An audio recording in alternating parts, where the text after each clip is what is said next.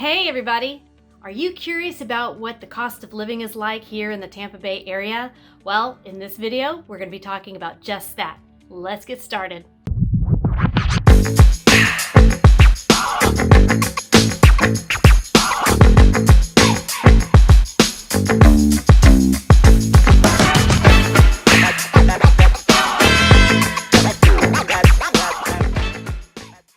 Hey everybody, I'm Emily. I'm a licensed real estate agent here in Florida, and I live in the Tampa-St. Pete area. And this channel focuses on how we live, work, and play in the Tampa-St. Pete area. So if that resonates with you, please hit that subscribe button and the notification bell. That really helps me out a lot, as well as leave a comment. I'd love to hear from you. I get calls all the time from people asking very specific questions about the Tampa market, whether it's real estate related or just lifestyle. And I'd love to help you out if you've got similar questions. So don't hesitate to reach out to me. All of my contact information is below.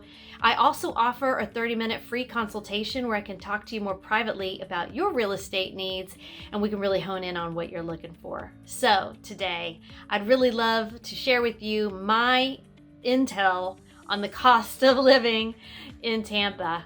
I've lived in some pretty big markets and some small markets. And how does Tampa compare to the national average? And we're going to talk about that right now. Like most people, you're considering relocating, and if Tampa's high on your list, you're wondering, what does it cost to live in Tampa? Can I afford it? Well, I've got some good news for you. We are ranked one of the most affordable cities to live in the United States. We're actually ranked number 4. So on an index of 100, we're about 95.8. So that puts us 4th on the list for affordability. So that's good news for you if you're thinking of coming our way. Also, we're a homestead state, which can drastically decrease your property taxes, which is always, I think, a huge benefit of moving to Tampa. And if we're talking about home prices and the average home price, it is all over the map. So I always tell my clients, let's narrow this down to an area or a neighborhood, because you can look online and it will tell you, different stats will tell you it's somewhere between 323 or 350,000, and that is a really rough estimate. There are some areas in Tampa that are going to have an average home price of $450 to $475. And then there are also going to be some areas that might be just across one of the major roads, and that's going to be in the $250 range. So be careful when you're doing any research online about property values. It's always best to work with a professional so that you get real accurate numbers. And then I always tell my clients, let's hone in on an area, and then let's specifically map out the areas that we think are going to work best for your budget. So, and knowing that budget is also really important. You should always come to the table knowing what you can afford before we get started. With our housing market the way it is, Tampa is on track to still be the number 10 year over year in growth expectancy. We're about 7% expectancy for growth as it is. So your property value isn't going to go down anytime soon if you decide to relocate to Tampa. But I think our prices are going to level off here soon. And, but it's still a really great time to buy. But you have to keep in mind that we are not going to have a crash or a bubble burst. We are in a growth spurt, and Tampa has been in one for many years now. So I think that's a positive. And let's talk utilities. There was something that I discovered when I bought my condo, and I started to notice that my utility bill was exorbitant. It might have been 60, because I moved into my condo in the fall. So I had very low utility bills. And then as we started to creep into spring and summer, I noticed just a steady incline. It just kept climbing, from a $60 bill to a $150 bill. It was way too much. And I was like, there's something wrong. There's something going on. I either have something wrong with my AC unit, or I'm leaking energy somewhere. So the Tampa Electric has a program where they send out, you have to request it, but they send out an energy specialist to come and do an analysis of the energy efficiency of your home. And what they did for me was they helped with the weather trimming around my door. They cleaned out my ducts.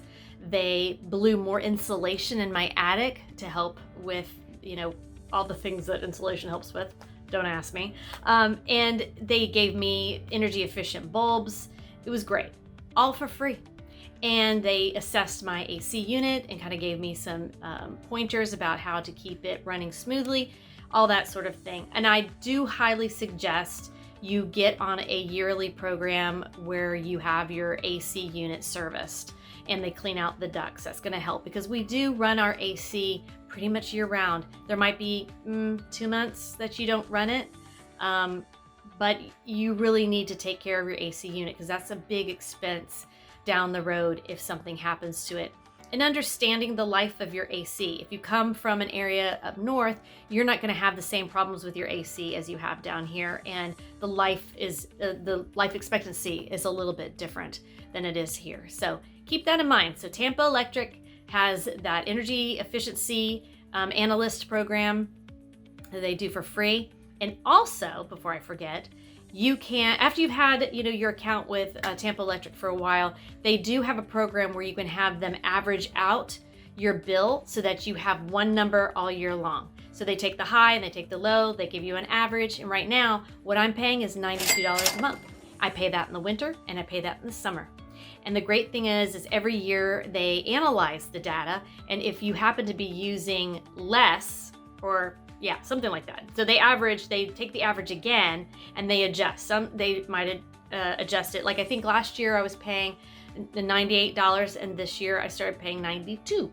Don't know why, but they do that for me. I just get a notice at the anniversary date of when I put that into place and it adjusts.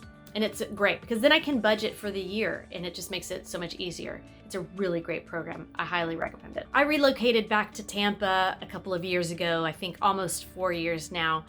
And I had been away for, if I did the math, probably like 25 years, maybe 30. I'm aging myself here.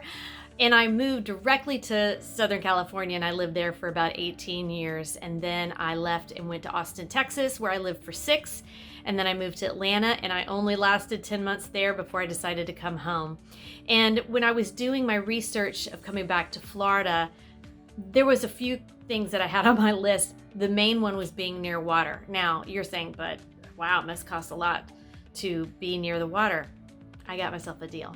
So you have to know how to, search areas and know where you can get the best valued home that has all the things that you need. And for me, it was in an area that was not necessarily very popular. It's called Town and Country. We called it Town and Compton as kids, but it's just south of that area.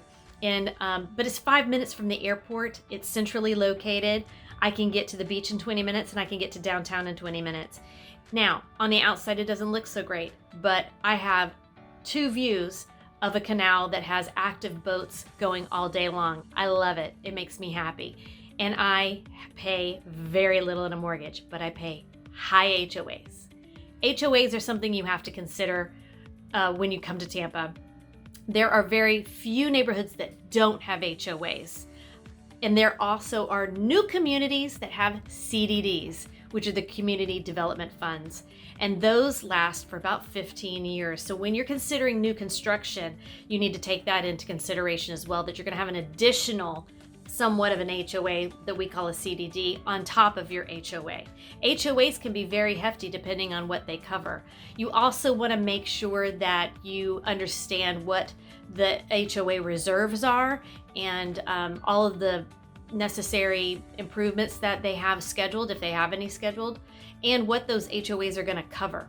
My HOAs, they cover my seawall, they cover my water and trash, they cover all the landscaping, they cover the damage to the roof or any sort of exterior flooding, that sort of thing, and the list goes on. I'm obviously, because I'm in a condo, I'm responsible for everything from the studs in. But HOAs, my HOAs are significantly high. But when you're talking about water, they're going to be high. That seawall takes a lot of money to keep the sea level where it needs to be. Yeah, for flooding. So it's really important to understand your HOAs. Another thing that I forgot when I left Florida was when it comes to car insurance, Tampa is notorious for having uninsured drivers. Now, I can't speak for the rest of Florida because I haven't lived anywhere but in Tampa, but I know in the Tampa area, car insurance is exorbitant.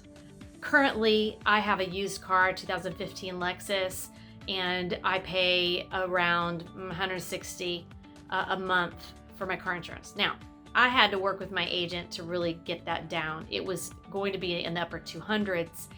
And in other markets, I don't remember ever paying that much. Maybe Los Angeles. Los Angeles, it depended on the area. And as we all know, when you do move to certain areas based on crime and the specs of your car, the rate's going to be the way it is.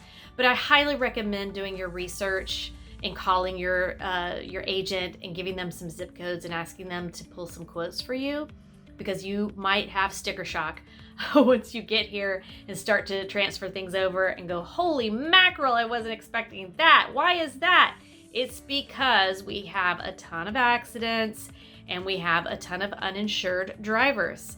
I'm not sure how they get away with that, but those of us that are responsible, yay us, we just have to pay the difference. So that's another factor to keep in mind when you're doing your budget for relocating. And as far as grocery shopping and those basic daily necessities, I find that everything is really affordable here, even if I'm gonna go to a specialty store like a Sprouts or a Trader Joe's.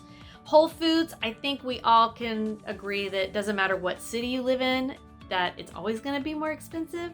I think our Whole Foods might be slightly lower, again, because, of our average, grocery bills are not at the top level there as the national average. So you can spend more and get more here, if that makes sense. So for me, I'm a single person. I buy for myself and my boyfriend, and I can live off of a $150 grocery bill every week. And sometimes less than that if I'm really good at budgeting. So I don't think you would have a problem with adjusting to the grocery prices here. I think that's pretty good. Something else you need to keep in mind too is our gas prices. Our gas prices are super low in my mind. Now, when I left Los Angeles in 2011, the average gas price there was $4.50, I believe. I know it was somewhere in the upper $4. And then I moved to Texas, where oil and gas is king, and it was under $2. I was like, holy mackerel, this is crazy. I remember taking a photo of my first gas stop and sending it back to my friends in LA and going, look what the gas price is here. It's an urban myth. So when I got to Tampa, obviously I was curious about that too. And it's about $2.80, $2.75.